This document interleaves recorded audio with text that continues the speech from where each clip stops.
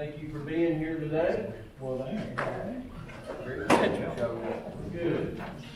And I believe Mayor Reagan's on his way also, just to let everybody know he's coming. He'll be here in just a few minutes. Thank y'all so much for being here today. I appreciate your attendance. I would like to open up with a word of prayer, and then we'll have the pledge of allegiance. That's okay. If everyone would you bow with me? Our Father in heaven, Lord, God, we do thank you, Lord, so much for this day. We thank you for your mercy and your kindness, Father. Thank you today for being the King of Kings and the Lord of Lords, Father. Lord, we appreciate the opportunity to come together as leaders of the community, Father. And, just be with us today, Father. We just ask that your healing hand would be upon the sick and afflicted. A special unspoken prayer request this morning, Father, pertaining to our friends and family here, Father. Do lift up as we have this meeting, Father. I pray that you would guide and direct us, Lord. Your Holy Spirit will be with us as we make the decisions that we make. Lord, please be with all of our families, all of our communities, and may all that we do go to glorify you, for your word of all glory. We ask all this in Christ's name. Amen. Amen. Would you stand with me? All right, I pledge allegiance to the flag of the United States of America and to the republic for which it stands, one nation, under God, indivisible, with liberty and justice for all. All right, be seated. Thank you.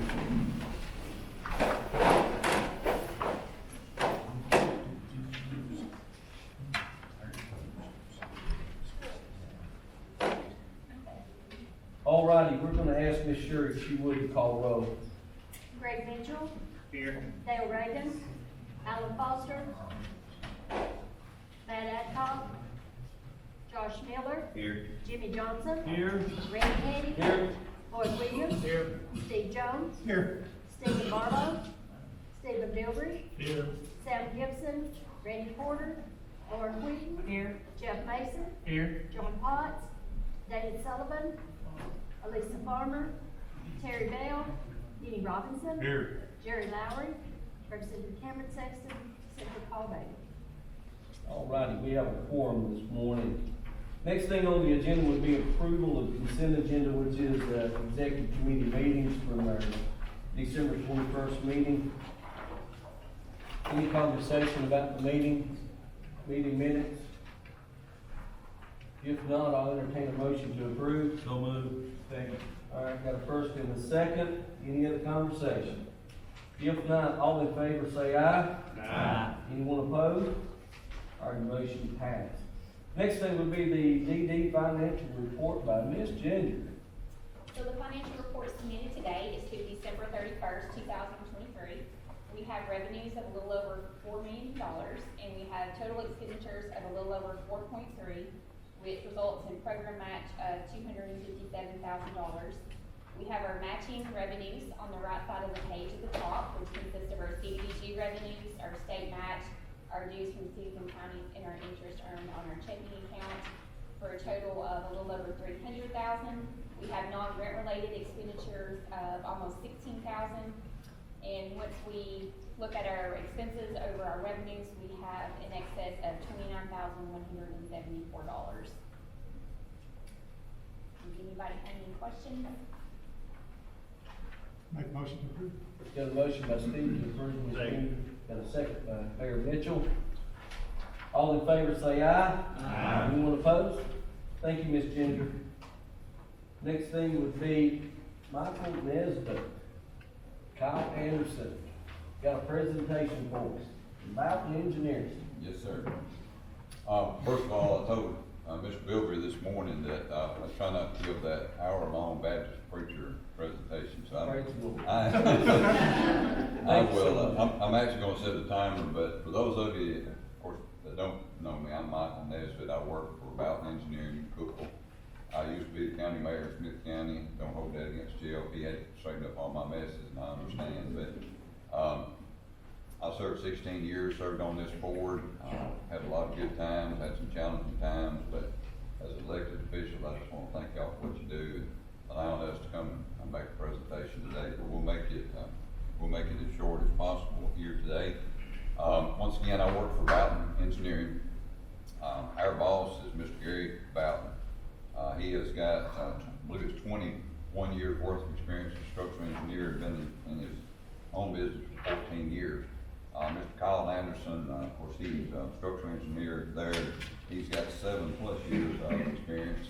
And then we have Mr. Jason Doris, which is our a designer technician. And then you got me, and I'm just morning Dale. You had to put your glasses on, see who it was. I thought, I had a flashback. When I was coming down the hall, I heard the voice, and I thought, no. Good to see you. Good to see you. Now, where was I? I don't even remember. I told Kyle coming up here today, I said, get ready, because I'm sure I'm gonna take a lot of ribbon today, but anyways, I've got 35 years of experience in a lot of different things. I don't know that I'm really an expert on anything, but I do a lot of field work for Mr. Boughton. I do most of anything that he tells me, so whatever that they don't want to do, I get to do that. In my presentation, I just had their resumes, which I'm not going to go through that. That tells the years of experience of Mr. Boughton. And then Mr. Kyle Anderson, that gives his resume there. This all was, we submitted an application to the state of Tennessee, because we had to put all this together. Mr. Jason Doris, talked to him this morning. He's actually got about 20 years of experience what he does. And then this is the main thing I want to go over y'all this morning. What Boughton Engineering does, then when I get through talking, I'd like Kyle to kind of give a more expert of what structural engineers do. But just to tell y'all what Boughton Engineering can do, industrial property plans and specifications. Gary, actually, when I was in office, he did some work for me on the Baker property. He did the full plans and specs on that. So they can do site plans, industrial buildings, new renovations, additions. There's some, in this, there's a few pictures of some, there's the Crossville ceramics across Tennessee where the structure part. Then this was an add-on addition in Lebanon. So you can see a lot of different things that they do. Right now, since I've come on with Boughton Engineering, we've applied for a lot of the health department projects that are going on in the state of Tennessee. We applied for 8 of them and got 6 of those. So I've listed on there. Oakland County didn't mind me listing them, but Smith County, that's an addition. Jackson County, that's an addition. Pickett County is an addition. DeKalb County is a brand new facility. Sumner County and Hendersonville, they've got multiple health departments in Sumner County, but it's a new build also. And then Sequatchie County, that's an add-on additions and renovation work. We were there yesterday. So those projects, we can do any kind of county project when it comes to health department, senior centers, community centers, anything like that. Also daycares, that's been a big thing with the state, I know. So Kyle, he's become the expert when it comes to daycares. Also fire halls, he did a fire hall in DeKalb County. And parking lot, park lighting projects, that's like baseball fields, football fields, that kind of thing. I know when we did Front Parish Park, Gary was one that did all the design there. I remember we spent, at that time, about $100,000 per field just putting new lighting up. It's probably triple that now, but at that time. Also, schools, county buildings, and Kyle, he can talk more about this, but commercial projects, and I'll let him speak for just a minute, but that's what I had down there about airplane hangars and restaurants and stuff like that. Yeah, so, I mean, obviously we can do anything that's coming into this area. I feel like that if you came to us with a napkin sketch, an idea in your head, office buildings, 500,000 square foot warehouses, anything like that, I feel like we would really be able to just kind of handle the scope of that project from taking it from site design, structural, architectural, MEP. We could go ahead and do the whole thing. I mean, in-house, we probably, we wouldn't handle most of it, but we have a team of guys that we work with. Some up in Sumner County, there's just various, people that we have that we team up with just to keep our numbers competitive on the design side. We can go in and, take it from, we get emails from, barely make up anything, and, we turn into construction documents that you can hand to a contractor.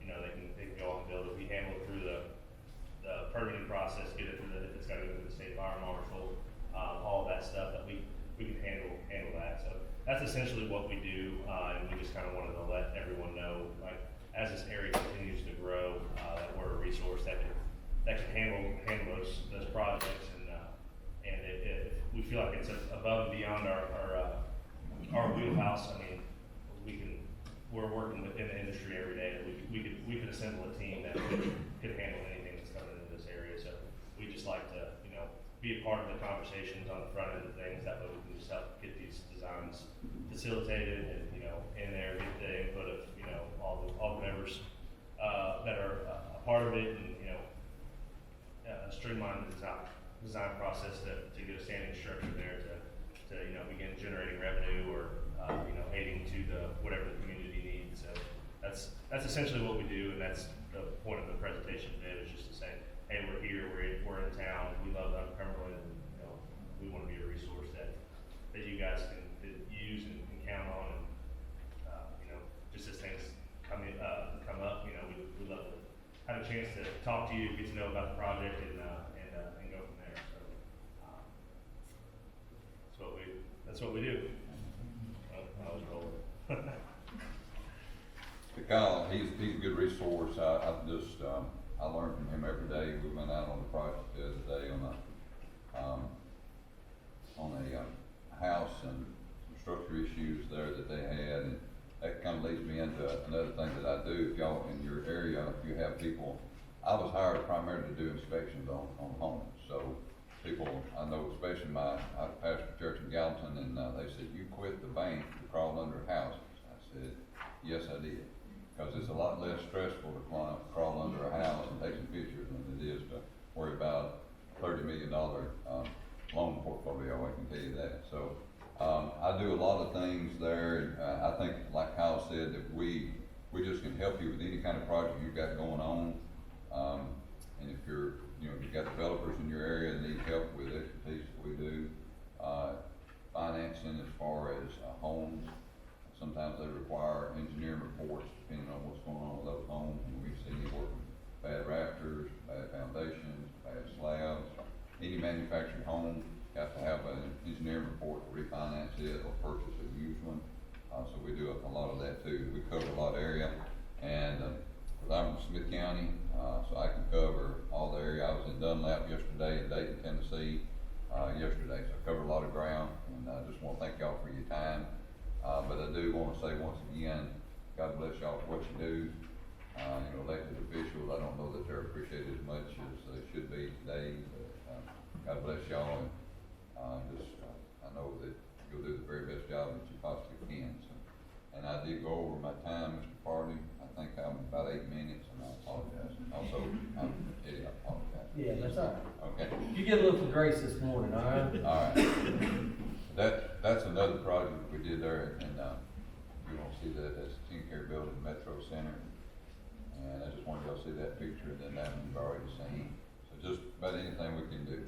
Thank y'all for your time. Got any questions? Take a flash drive out of that mess thing up. Thank you, Mr. Nesbitt, appreciate you. Alrighty, next thing would be action items on the agenda, statutory bonds. Yeah, this is just, according to our interpretation of the state's bonding requirement, we feel like that the chairman and the treasurer needs to be bonded, so we secured this on behalf of these two, elected officials. I'll make a motion to approve both of them. Got a motion? Second by Dale. All right, any other conversation? If not, I'm sure we probably need to call roll on this one, I'm sorry. Craig Mitchell, Yes. Dale Reagan, Yes. Josh Miller, Yes. Jimmy Johnson, Yes. Randy Haney, Yes. Lloyd Williams, Yes. Steve Jones, Yes. Jerry Wilmore, Yes. Stephen Bilbrey, Yes. Lauren Whedon, yes, Jeff Mason, Yes. Marvin Lux, Yes. Kenny Robinson. Aye. All right, motion passed, thank y'all, appreciate that. Next thing would be legislative update. You want me to handle that? So several of us was down, some of us went down to Nashville a few weeks ago, and then, several county mayors, were able to go back on Monday and yesterday. There's several bills down there that's of concern.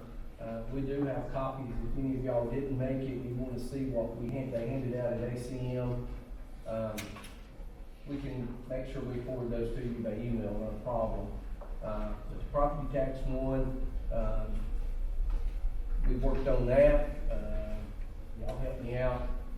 There's a couple of other ones that are concerned, of course, we know the voucher program is moving forward. Not sure what it's gonna look like right now. I know that's a lot of the worries for us, county mayors, because we fund public schools. What else? I want to cover. The ankle bracelets just caused some of the county mayors, issues. The ankle bracelet law last year, they're amending that, and as long as you have a correctional, a CO with them, they can still leave. Am I correct on that, guys? I think what we understood. I think it's more, the way I read it and understood, it's more for if you have a prisoner that leaves and goes and works a job and comes back. It's not necessarily your litter crews, is it? You go work for It depends. It said work a job or for the county. It depends on how you interpret it. Yeah. So I'm not gonna say a whole lot. I think I got two things recorded, so. Be careful. What else is there? Senator Yeager carried the bill to the Yes. PD. Yeah. They didn't get past the committee board. You stayed at full committee meeting, didn't you, Jimmy? And that passed, right? That's, DDs or developed districts across the state are asking for more money. Senator Yeager carried that district morning in the committee meeting, and that did come out of committee on the Senate side. Do we know where it's at on the House side? I don't know if it came out yet or not, but it'll probably come out of that committee as well. So it'll get to the budget and then they'll decide if they've got money to fund it or not. Now, that had a fiscal note with it, right? It does, and basically what it takes us from getting roughly $180,000 a year. If we were to do everything we need to do, we could possibly go up to $300,000. So it would be a substantial increase for our ongoing recurring budget. So we're optimistic about that, and we'll see. They told us, of course, we've been hearing this for months, that revenues on the state side are not, that they're losing, the revenue's not, is lower, right? But it's lower than projected. They're still above where they were last year, but it's just not meeting the projection. And if you do anything with budgets, you understand there's a difference, right? They ain't necessarily losing money, they just don't have projected revenues that they expected to have. Our suspicion is it'll keep flowing until at some point you'll hear it say it'll fall behind the budget. So they'll put it on hold till the budget's passed, and if they've got money in it, they'll pass it. If not, we'll try again next year. So, and we heard that also about the voucher, that it may fall behind the budget because of revenue. Because there's a serious fiscal note that comes from the governor's desire on that side. It's pretty considerable. We heard that yesterday, didn't we? About lunch, I think. That might fall behind the budget also. Sales tax for cities. You city mayors here, and then they're asking for sales tax money back. Let me say this. I'd rather not get quoted on this session. But, see after me. That's not there.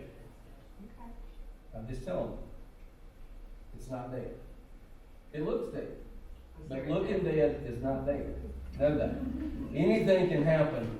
I feel like in healthcare, I should know that, okay, sure. Look at that, all right, yeah. I mean, yes, you can be brought back to life, but yes, you can, all right. Okay, so there's a difference between with life and with politics. So, nothing is dead in politics. So I just want you to know that I come from a pretty good source, that's not, it's not there. So I just wanted you to know that, because I know that's huge for Mayor Williams, Mayor Wheaton, and They're doing CPR. Mayor They're Miller. doing CPR. They're doing CPR. They're doing CPR. Yeah, okay. Reappraisal, they rolled into next week. They wrote, for the, the, 2, 4, let's see, what, 6 years, how is it now? It's six. You can go to 6. So they're wanting to bring it closer, but they had some confusion in it yesterday in the Senate, the committee meeting, so they rolled it over to next week, to vote on it. So they wrote the reappraisal bill, They rolled- umpire's bill? They rolled it over to next week, I seen him come out of the committee room and I wondered, he didn't look happy. because they had been physical note on, of over $100 million. Okay. So what they're trying to do, we're, how many of you are on 5-year reappraisals? Yeah, me too. Yeah. Well, I'm just, I'm talking about the bill, they're gonna make you go to, what they're wanting to do is pass legislation that says it's a minimum of 4, or maximum of 4 instead of 5. Which you can do 6 now. You all do, Mayor Jones, y'all are 6, right? Just went. Yeah, so they're gonna say that the max is 4, so you do 2, 3, or 4, so, anyways. I thought that was a sure deal, Jimmy, I didn't know that they was gonna, They rolled it to next week, because. they told us that's a pot, that was happening no matter what, okay. All right, anything else that I missed? Let me throw out, I know we had y'all call the meeting to discuss that back a couple weeks ago. And in that meeting, it was discussed, you know, some of the other regions of the state have what they call a mayor's caucus, where they do a more structured meeting like that. Talked to some of my counterparts across the state, they've sort of shared how that operates. If that's something you'd like to more formalize, and in other words, we put Rebecca Smith planning to do that, it probably needs to be done before Christmas.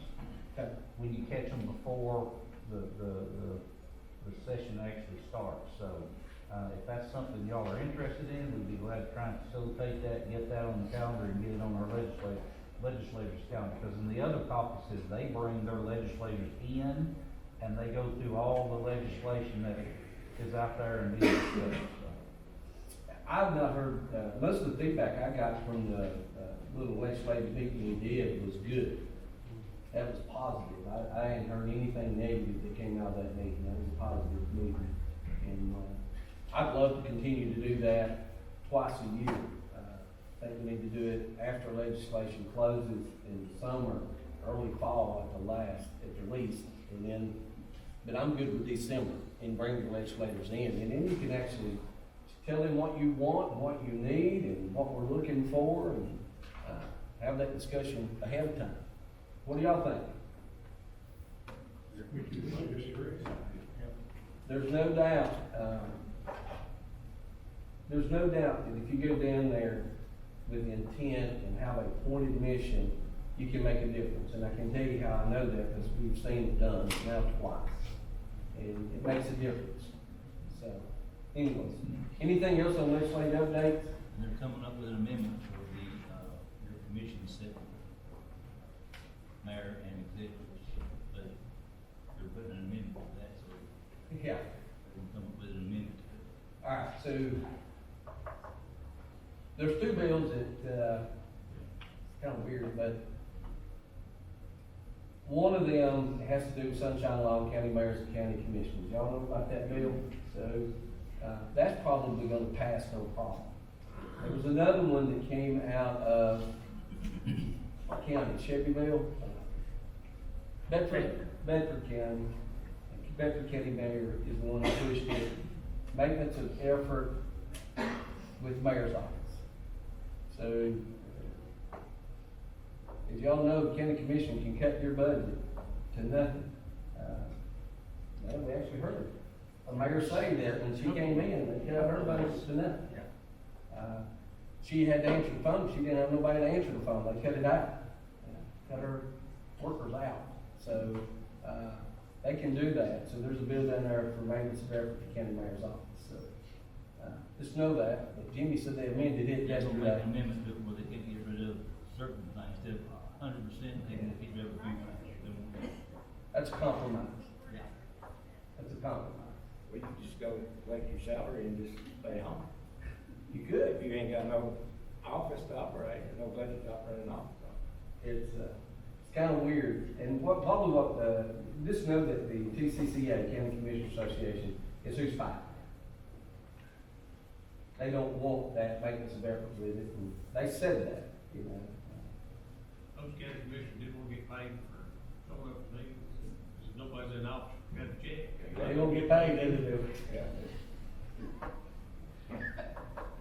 It is what it is, but I didn't even know about that building, got down there, and then they started talking about it, and I said, well, that's cool, Bill, I like that building, you know, and then find out the commissioners are really fighting that, so.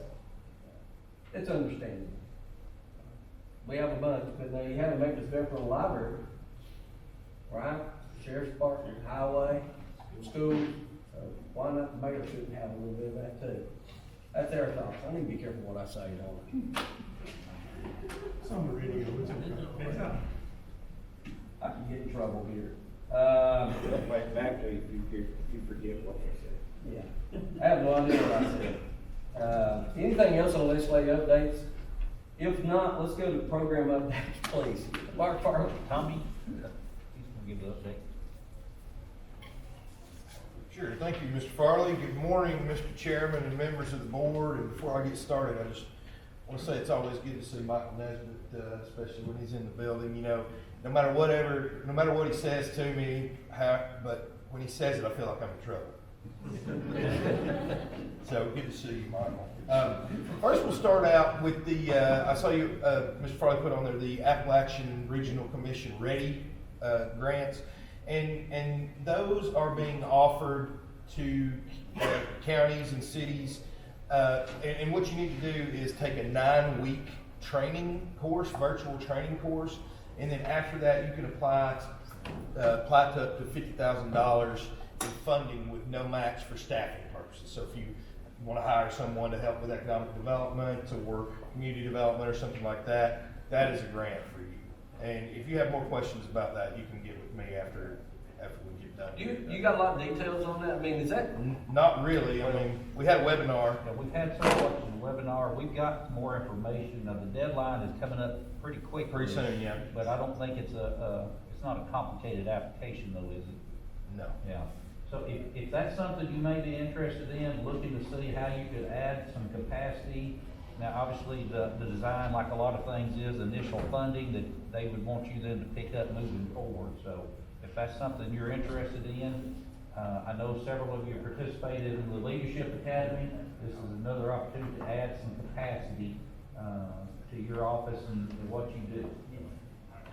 Yeah. So for staffing, and like Mr. Farley said, to get it off the ground, and then the county would pick it up, or city would pick it up after the initial year. Yeah. But like I said, any questions about that, just get with us, and we'll be happy to help you with that. Mr. Farley asked me to talk to you guys this morning about the goings on and what we're doing back in the Planning and Community Development Department. So just prepared a little something. Hopefully it won't take too long, but we'll keep you up to date on what we're doing. First thing, I'll hit transportation. The federal transportation workshop that was scheduled back in January that we had to reschedule due to some conflicts with Federal Highway has been rescheduled to April 10th, and that will be here at the Development District from 9 until 12. And most importantly, we will be serving lunch afterwards, so make sure that you come for that. Say that again. Lunch will be provided after. Yeah, that's the key word. Yes. What date is it? There we go. Got your attention now. April 10th. From 9 to 12 here at the Development District. Now, we will have folks here from Federal Highway Administration and TDOT that are experts and that specialize in federal grants. And the goal of this workshop is to match community needs with funding opportunities. So hopefully, if you come and you leave here, you will have a federal grant that you will know to apply for to help specifically with something that's an opportunity that's located within your county. Save the dates should be going out in either early to mid-March, and any questions about that, you can contact Mark or Jenna. And speaking of Jenna, we have just gotten word that Jenna is leaving us, and so I did want to recognize her. Jenna, please stand up. She loves the attention, but thank you for your work here at the Development. We really appreciate all she's done for the region and our team. Solid waste. So I spoke to Lisa this morning to get some updates. She is working right now with your solid waste departments on their annual performance report. This is something that they submit every year to the Tennessee Department of Environment and Conservation, and those are due April the 30th. And I do believe that those have to be ratified or confirmed by the county commission. So you will need to do that before that date. A regional needs assessment she's working on that she has to submit every 5 years is due March 31st. And we did get some good news from TDEC that the technical assistance grant that funds Lisa's position has been renewed for another year. So we will now have funding for the solid waste planner through June 30th of 2025. So any questions regarding your APR, the needs assessment, or that technical assistance grant, please get with Lisa Love. Turning to tourism now, we just began filming for season 3 of Wish You Were Here. Season 3 has been funded by the Tennessee Tech Center for Rural Innovation and the Tennessee Department of Tourism, so we want to thank them. And we also want to thank the United States Department of Agriculture and Josh Wilkerson for funding season 2, which recently wrapped in December. We are going to have a season premiere for season 3, episode 1. That will be March 22nd here at the Development District at 3 o'clock. Some of the, now it's not been completely finalized yet, but some of the spots in episode 1 are the Harvester Music Venue, which is in Smithville, Miss Sally's Organic Grocery Store in Gainesboro, The Table, which is a gaming lounge here in Cookville. Maybe we expect you here for that. And Collins River Barbecue, which is a restaurant in McMinnville. And we do have another spot to be decided, but haven't decided that yet. So again, that is March 2nd, or March 22nd, I'm sorry, 3 p.m. Here at the Development District. Also, the destination branding meeting that we had scheduled here during Martin Luther King Day week that was canceled for snow, that has been rescheduled for March 18th from 1 to 3. So if any of you all have questions about that, contact Hannah Carroll, our tourism recovery coordinator. And unfortunately, the bad news keeps on coming. Hannah Carroll she's going to be leaving us at the end of the month, going to parts unknown. We really don't know what Hannah's going to be up to, but we certainly appreciate her time here. She was instrumental in the Wish You Were Here series, and so we're really grateful for Hannah and all that she's done for our organization. She's not here, is she? No, she's out filming. That's what she always does. She's filming a spot for the show. So, like I said, thankful for Hannah and grateful that we had her for the 2 years that we did. Just turning to community development, local Parks and Recreation Fund grants and Recreational Trails Program letters of intent. We're working on those. Those are due tomorrow. Also, Healthy Built Environment letters of intent we are working on due March the 1st. Community Development Block Grants are due April 5th, and the Home Rehabilitation Program applications that we're working on are due February the 29th. We did get some good news with regards to the TDEC State Water Infrastructure Grants. Most of the procurements that we're working on have been approved, and once that procurement's approved, you then move on to plans and specification review. Once that's done, then we can start seeing some dirt moved on these projects. And so I do anticipate late spring, early summer that we start seeing some progress with those. And then any questions regarding any of the grants or administration, get with our Assistant Director, Marcy Ackerman. She can, or anybody on the team, they can take care of you there. Also want to recognize, since the last time we had a meeting, we also lost a community development planner, Josh Yoder, who a lot of you worked with. He didn't go too far though. He moved over to UCHRA and is working with Empower over there. So thankful for Josh and all he did, and wish him luck. But with departures also come arrivals. And so I do want to introduce a couple of our community development planners that we have hired. If you guys would stand up, Rebecca Beeler and Amanda Lostbow. Wave to everyone, there you go. They started, they started January the 1st, and we've been, couldn't be happier to have them on board. And also, our tourism recovery coordinator, Hannah's replacement, Molly Brown, is not here. She is in Jackson County, I believe, at a workshop. So she will be getting and reaching out to you guys if you haven't met her already. And so finally, I just want to take a minute to recognize our planning and community development team and our lending and economic development team, because we had an incredible 2023.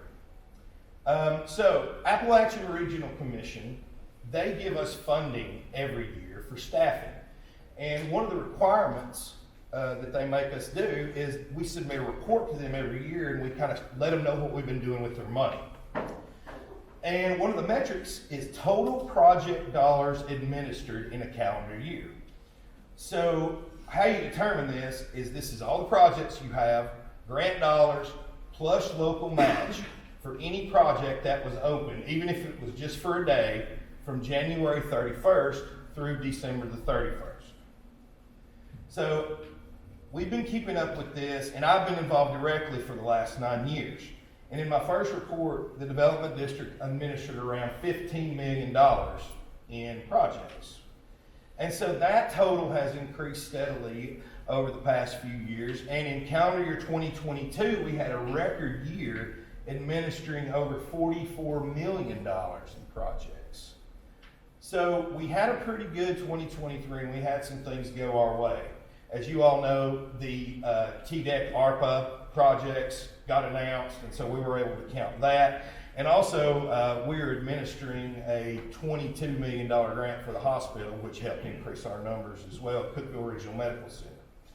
So even taking that into consideration, I never had any idea of what this total number would be for 2023. And so I'm happy to let you all know that when the numbers were finalized, UCDD administered a total of $117 million in grants this year. And that is a number that should be celebrated, along with our team members that helped make it possible. Just real quick, Megan Shope's team helped us out with some site development grants and ARC grants. Ty Walker and Henry Bowman helped us out with maps and statistics, which make grant administration, it's a vital part of that. And I just want to really loudly recognize our Assistant Director, Marcy Ackerman, and her team that steered the rest of the ship with those. And just quickly calling them out: Mark Dudney, Jenna McKenzie, Hannah Carroll, Jessica Duke, Megan Reagan, Rebecca Beeler, Amanda Lostbow, Lisa Luck, and everybody else who is no longer with our team that had a hand in either writing or administering those grants. And so I'm extremely proud that we could make such a difference within our region. And, we can't thank them enough for all that they do every day. And so I'll just end by saying, we're going to keep up the amazing work, and the investments that you make in the development district also, at the local level, but also at the state and federal level. When you make investments at the development district, we turn those dollars back into the region. So, any questions about it? Great work. Thank you, Mr. Chairman. That'll be all.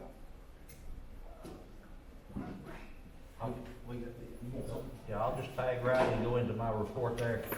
Keeping a couple things in mind, obviously what Tommy was talking about, all the amount of work that we're doing is increasing, and I know you're frustrated, we're frustrated, losing staff, we wish Jenna well. We're sick and tired of people stealing our employees away. Amen. We're gonna try and do better. One thing I do want to give you a heads up, we talked about it a little bit at the legislative, talking about the legislation coming through for the development districts. That will give us some additional funding. We do believe, Ginger and I are looking, we believe this, the first time that either one of us has done this, we're going to probably need a little dues increase this coming year. We've got to do it to be competitive on our salaries, to be able to invest in our employees that are doing this work for you. So just want to give you a heads up, probably in our April meeting, Ginger and I will come and present what some possible increases would look like, what that money would go towards, and how it would affect each individual government, so you sort of have an idea of what we'll be talking about. And hopefully get that done in April, and that way, if you're not in favor of it and you say no, then we don't build that into our budget for the end of the year. So, that'll be coming up. Just a couple more updates. I've given you, you've got quite a bit of information at your position there, your chair. A lot of stuff talking about our recovery work. We've got a little legislative handout that Rebecca has worked on. And then we also put a copy of this, and did this, sort of our overview of the Tennessee Children on, Commission on Children Youth report on the region. We broke that down. Of course, that's a very lengthy document. We broke that down and sort of looked at the strengths and the weaknesses that we're encountering across the region. With that in mind, I wanted to update on 2 projects that we are sort of serving as a convener for. The first project is we have taken on and become a Bright Start community working with Tennesseans for Quality Early Education. We started that looking at the child care and then looking at our numbers here and realize we've got a good school system, but every school system in the state of Tennessee can do better. We can all do better as we go along. And what we're doing is serving as a convener to bring different individuals from the school system and other related areas together to work on projects to improve early childhood education all the way up to, I think, the 3rd grade. So that you may hear some of those things going on. That's not work that we're doing directly, but it's work where we're bringing people together and making sure that work is getting done in our region. And the last grant I want to give you a quick update on, we announced probably last fall that we received from the Appalachian Region Commission an ARISE grant, a multi-state planning grant. We're working on recovery to work, making recovery-friendly workplaces. And Rebecca Smith has been heading that up, and we are just about coming to the end of that. And we will be submitting an implementation budget to the Appalachian Region Commission sometime in the near future. And that will entail 6 states working together, state chambers of commerce, development districts, workforce development boards, to try and figure out how to move people out of recovery back into the workplace. So that is an application we'll be submitting, and ARC has been very favorable in all their discussions, and we think this is a project they want to see happen, and we hope that they fund that for us. So hopefully by the summer or early fall, we'll be able to learn more about it. So, Mr. Chairman, I think that's all I have. Any questions for Mr. Carvin on his director updates? All right, if not, I've got to take just a moment to recognize our regional partners. Angela, you're looking right at me. You and Jill, you guys got anything for us this morning? I think steel's a pretty strong one. I think that's just pretty strong. The shoe fits, Angela. You just have to wear it back there. She's still in the region and she's still a partner. So we're glad to have Jill with us. Thank you for a minute, kind of a catch up. Things are, Jill and I are responsible for working on new industry that's coming to the community, but also existing industry. Things are kind of slowing down with the new RFIs that are coming out, election year and different things like that. So Jill and I want to be sure that if you all have got a program where you're working with your existing industries to go and visit them, please give us a call. Let us come spend a day with you, go visit your businesses. Make sure they're taking advantage of the tax credits. And you never know, there may be a problem there that we can kind of help resolve, or they may have an expansion and be eligible for some of the grants. We sometimes focus on the new with the splash and all of that, but our existing industries are very, very important.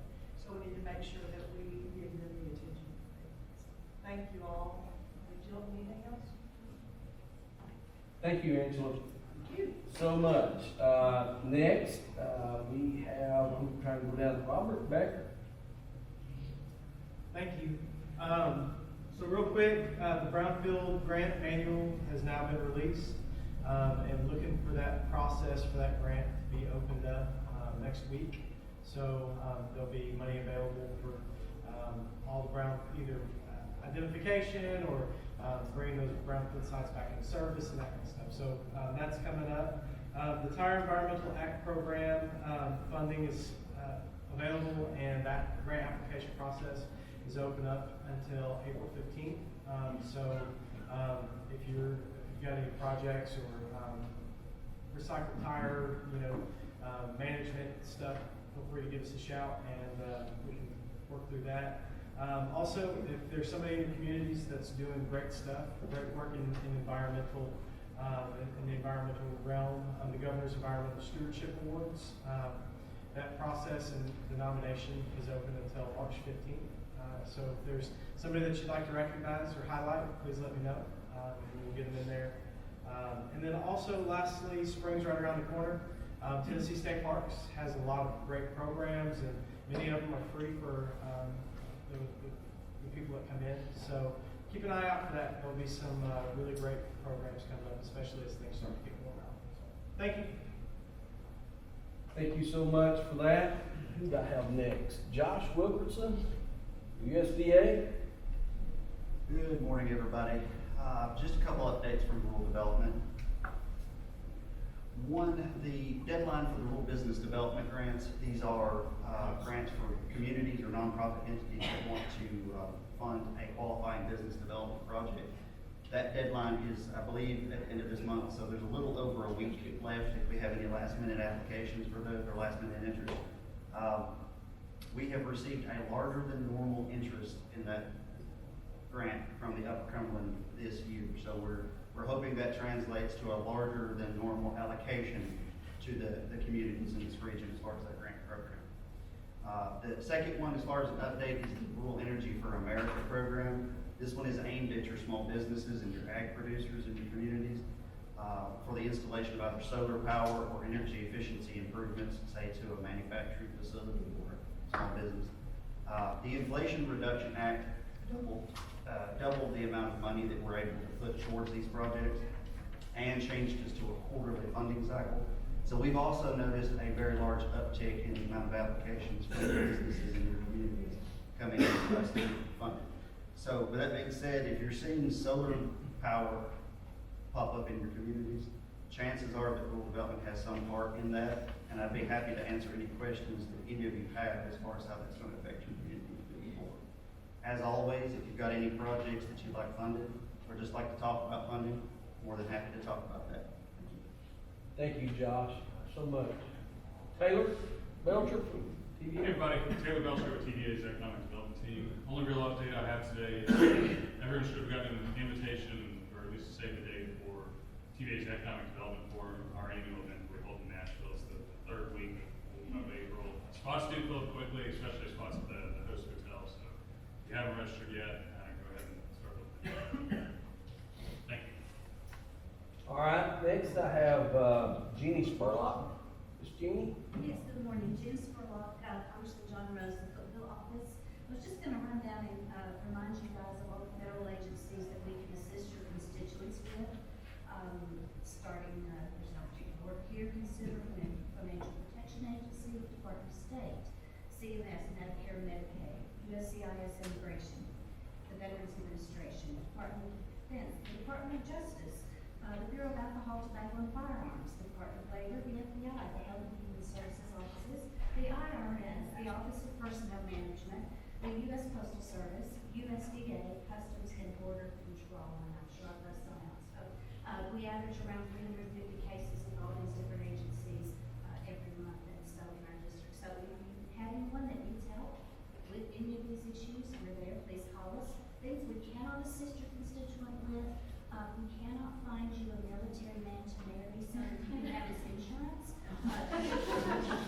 That was a recent request. That's outside the jurisdiction, so we can't help with that. We'll try to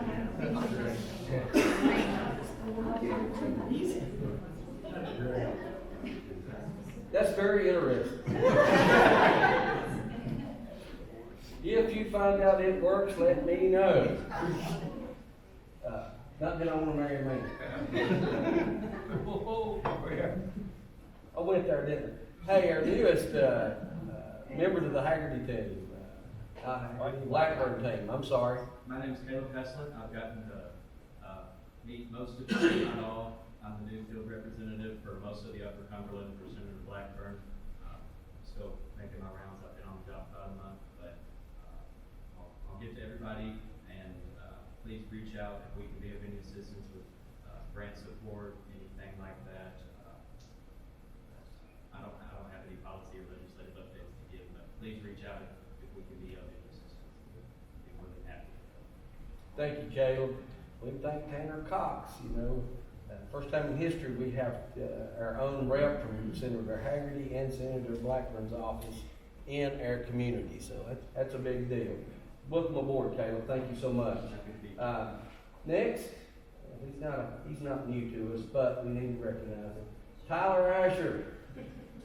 Good morning, I'm from the Tennessee Department of Labor and Workforce Development, and it is good to be home. I enjoy being with this group, I can say that.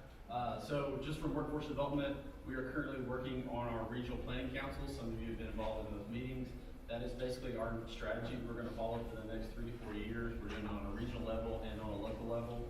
So that's what we're working on.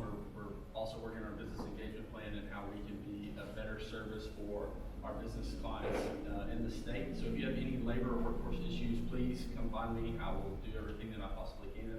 And that's it. Thank you, Tyler. Miss Amy with the Highlands, you got anything? I don't have any updates. Good deal. That's great. It's good to have Just you. happy to be here. Yeah, good to have you. I think that's everybody I got. Anybody else? Did I miss anybody? You can call me on, I'm good with it, it don't matter. Alrighty, if not, next thing on the agenda is old business. Is there any old business we need to cover? What about new business? Alrighty, any public comments? Alright, that's it. I entertain a motion to adjourn. Got a motion by Denny Wayne, second by Jimmy Johnson. All in favor say aye. Aye. Anyone opposed? Alright, we are adjourned. Do we want to go right into UCHRA? Yes. Y'all have time for that? Alright, let's rock on. We get the agenda.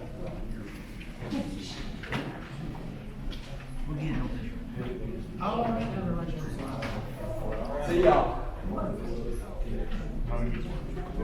Alrighty. We're gonna bounce right in. We're gonna call the UCHRA Executive Board meeting to order. And we're gonna ask Ms. Sherry to call roll. Craig Mitchell. Here. Dale Reagan. Here. Alan Foster. Matt Adcock. Josh Miller. Here. Jimmy Johnson. Yes. Randy Kennedy. Here. Lloyd Williams. Here. Steve Jones. Here. Stephen Barlow. Stephen Bilbrey. Here. Sam Gibson. Randy Porter. Lauren Wheaton. Here. Jeff Mason. Here. John Potts. David Sullivan. Elisa Farmer. Terry Bell. Denny Robinson. Here. Jerry Lowry. Representative Cameron Sexton. Senator Paul Baker. Alrighty, we have a quorum. Next thing on the agenda would be approval of consent agenda, which has the executive committee meetings from December 21st and the policy council report that we had, meeting we had 2 weeks ago. Any questions about either one of these amendments? If not, I entertain a motion to approve. Got a motion by Mayor Mitchell. Second. Got a second by Mayor Wheaton. All in favor say aye. Aye. Anyone opposed? Alright. Next thing, UCHRA financial report, Ms. Ginger. So this financial report is also through December 31st. We had almost $14 million in revenues. We had about $14.1 million in expenditures that had a program match of $227,000. We have our program matching revenues on the right side, which is also the same as the development district. We have state appropriation dollars. We have our dues from our cities and counties, and then we have a little bit in unrestricted donations and then interest on our accounts. And then in our non-grant related expenditures, we had a total of $69,000. When we look at our revenue over expenditures, it come out to a negative 123. But when you include any matching funds that we have, our transportation comes specifically out of that fund balance that they have that's restricted just for that program. So when you add that back in, you have a little over $62,000 to the good through the end of that period.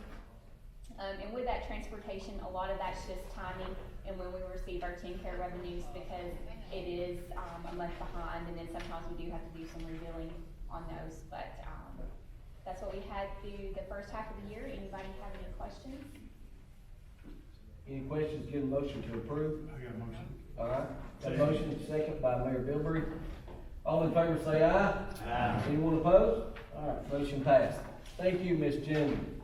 Alright, next thing is the Van Buren Head Start report. I won't go into any detail unless anybody has specific questions. It'll be our October, November, and December financial reports. Then we also have our Department of Health and Human Services certifications and assurances that have to be approved. And then the prep work for our 24-25 application, just approving for the chairman to sign and submit those to the federal government. So we'd be glad to answer any specific questions if you have them. Any questions about the Van Buren Head Start report? If not, I entertain a motion to approve. So moved, Mr. Mayor. Thank you, Mayor Reagan. Got a second? Got a second over here. All in favor say aye. Aye. Anyone opposed? All right. Moving on to the next thing. Ms. Linnell. No? Linnell. Hey, She's covering for being in Nashville today at a meeting, so we've got Jordan with us. Yes, glad to be here. So if you look in your folders, we have our January dashboards in there for you, broken down by county and services that we offer. We have finally received our LIHEAP 24 contract, so our offices are rocking and rolling with that right now. We're happy to receive that. And you shouldn't see any holdups in the county offices if someone comes in for LIHEAP services. Our THCA eviction program for rental assistance is currently paused until THCA can provide the agencies across the state with more in-depth training. They kind of paused the program on us, changed some things up, and so we're having to adjust and give our staff some new training as well. So we will provide you all with updates when that program is back and going in the offices. LIWAP, it ends March 31st. We are currently out of funds for that. That's our water assistance that was being ran a lot like LIHEAP. Our November and December commodity events went really well, the mega distribution, so we want to just thank you all for your support and any of the community members that assisted with those events. Please let them know how thankful we are for that. Right now, we are being monitored for 4 of our programs and community services, so that is what we will be focused on through the end of this month. February 28th is the date that all of them have decided to join us and be in office with us. So that will be for our CSBG, our SSBG, our weatherization, and our LIHEAP programs.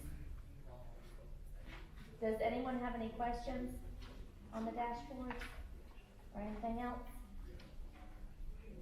Thank you. Thank you, Jordan. We spent a lot of time at the policy council. How many of you know somebody that took advantage of the LIWAP, the water program, it's like electric? We had a lot of people in their community that took advantage of that. Those funds are running out, and I don't know, we talked about how do we get that funding for that, because that's, I'll be honest, you can live without electricity, but you cannot live without water. You have to have water, so I think it's something that we need to look at, see if we can get funded somewhere, with some dollars, whether it be federal or state, dollars. And I know we're gonna look at some ways locally in my community how we can help fund that. Just wanted to share that. Entertain a motion to approve the update given by Ms. Jordan. So moved. Motion and a second. All in favor say aye. Aye. All righty. Any opposed? All right, motion carried. Next would be action items. So we don't have any action items, we move on. Move right on, right? Okay, public transportation. This is your, we'll talk about MOUs with EMS, right?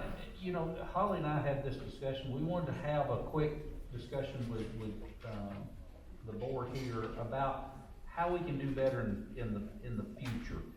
We encountered one of those snowfalls that were very rare. But when we went through that, we transport a lot of people to dialysis. And we ran into several issues going back and forth, trying to get people to dialysis when we couldn't get there because our vans are just not equipped to that. We had some issues working with EMS because of the situation. Everything sort of, up in the air.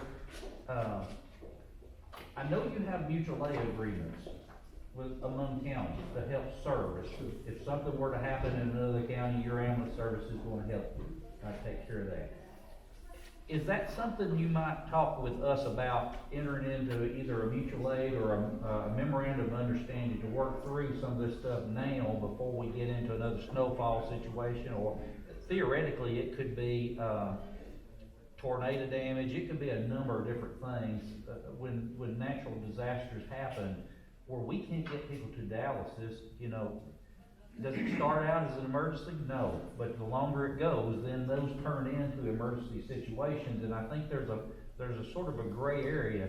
Mayor Jones, you might be able to enlighten us on getting people to dialysis, how long they can go without it versus, you know, how urgent it is.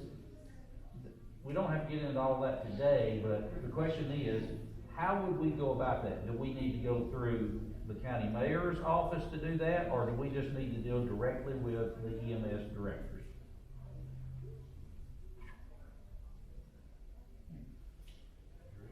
I don't have the perfect answer for that.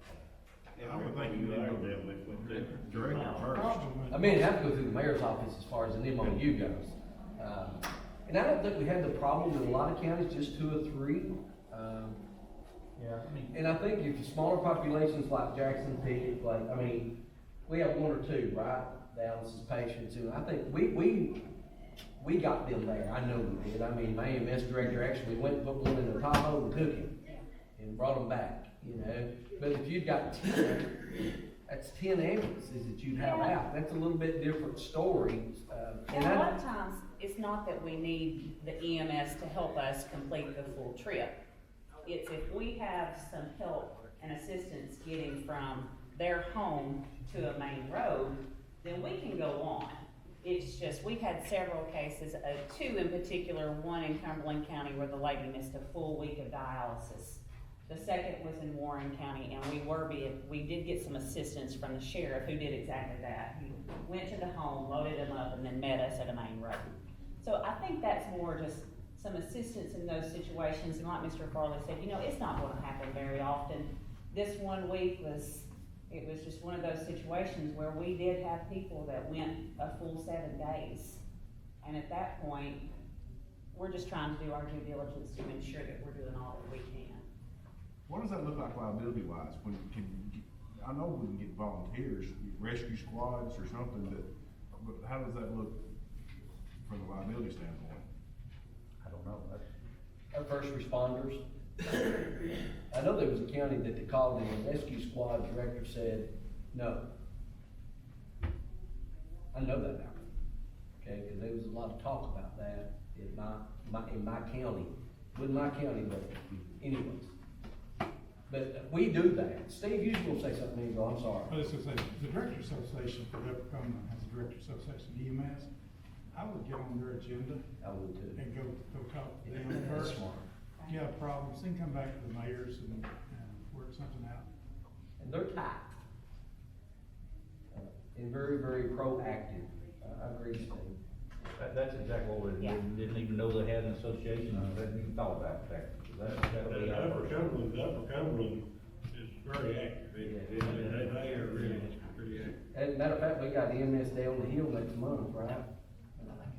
And most mayors, if you can go with your director, I know it don't seem like it means a lot, but it really, really does. They see the mayor supporting their EMS director, it matters. I told my agenda, I plan on going. I can get your contact. Do what? I can get your contact. Thank you. That's all we needed on that. Can we roll into it? Yeah, we go for it. Just right quick, we wanna look back there, I saw Megan Spurgeon sitting back there. We had a great day yesterday, we did the Cookville Regional Medical Center's Foundation did an outreach fundraising event for us yesterday to try and start building some sustainability funds. I didn't hear any details, don't know if you have anything to share, but it looked like a fairly successful day. I don't know exactly how many people attended. It was a very full room. I'd say it was 150 people. Here we, you're going, I think that's pretty close. I don't know about totals yet, but it was a great event. It was a great first fundraiser event, for sure. So we were really excited about that. Just have some information. I didn't encourage you. I know we're starting our circles chapters around. I know Mayor Robson had the opportunity to come down and do one of our milestone events the other day. If you have an opportunity to go and join one of those events, I encourage you to, because they are very inspiring. I think you'll enjoy doing that. There were a lot of people in the community who did not know about it after coming to that luncheon and spoke to me and said how encouraged they were about this and excited about it. So I think getting the word out, continuing to get that out is really helpful. Exactly. We gotta build that momentum. We need to make it so successful, the state looks and says, there's no way we can't continue to fund it. So, last two things, right quick, Cheryl Cox, I'm gonna put her on the spot here just a second. Cheryl has headed up our community corrections, department for 30, you've worked at the agency 30. Will be 35 years in June. 35 years in June. She's headed up the community corrections for a long time. She has announced June 30th to be her last day, so we're actively involved in going through getting applications to go ahead and appoint her successor, and hopefully they can work together and have a seamless transition as she moves off into retirement. I did want to recognize her. One other thing, and Michael Miller is not in here, we've got some bags. You see a couple in the corners, a couple right up here. We have put these together for emergency homeless type situations, and Michael and a crew, I think public transportation's been involved in that as well. These are loaded with emergency supplies for individuals that are homeless or they're in a bad situation. We're trying to distribute those here locally. We'll try and distribute through our offices. He wanted to give an offer, if any of the mayor's offices would like to have some of those, either in the city hall or the courthouse, that you can have stuck back, and if somebody comes in saying, hey, you know, we're in a situation, I need some immediate, I think it's got a little food, it's got some blankets, it's got some necessities that anybody living on the street might need. So if you're interested, would like some of those in your location, your offices, if you'll let us know, we'll try and put together a package and bring them to you, so. Cool. Anything else? I don't know, Rebecca, have I forgot anything else? Alright, I think we've got it all. Good deal. All righty, next thing is old business. Any old business we need to take care of this morning? What about new business? What about public comment? Ain't nobody mad this morning? Good.